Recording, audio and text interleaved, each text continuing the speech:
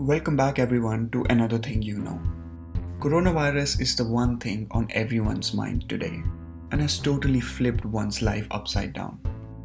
But do you know that coronavirus is actually not one virus, rather a family of viruses consisting of 20 different types of coronaviruses? The actual name for the virus causing the current pandemic is Coronavirus Disease 2019 or COVID-19. Named so because it was discovered in 2019. This methodology of naming a new virus is identified by the World Health Organization. In May of 2015, WHO created the best practices for creating the names of new human infectious diseases. These practices apply to any disease that has never been recognized before in humans, has potential public health impact, and the name has not yet established in common usage.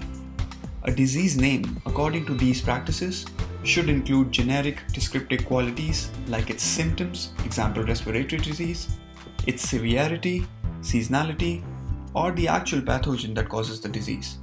And of course, it should be easy to pronounce for everyone.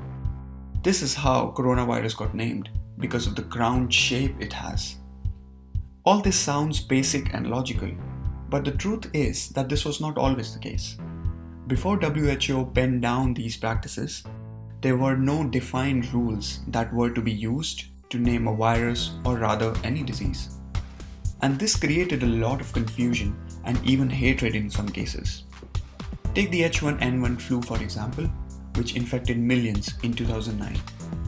Before it was named H1n1 2009 Flu, it was popularly known as swine flu because laboratory testing showed that its gene segments were similar to influenza viruses that were identified in and known to circulate among pigs. This led to a ban of sale of pigs and pig products, and the pork industry went to dogs. Egypt at the time even slaughtered all 300,000 pigs in the country to stop the flu. But in reality, most of the infections that were a cause of H1n1 were because of human-to-human infection and not directly from pigs. Still, the name itself creates a huge prejudice and massacre against pigs and the pork industry. One more similar case is the 1918 influenza, or known as Spanish flu at the time. The prejudice it created for the region says without going.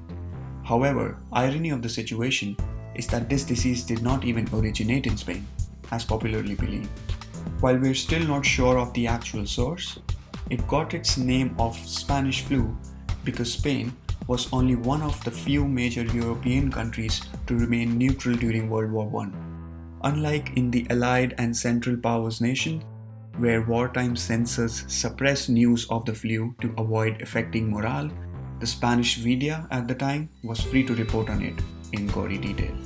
We have even named diseases in the past based on communities.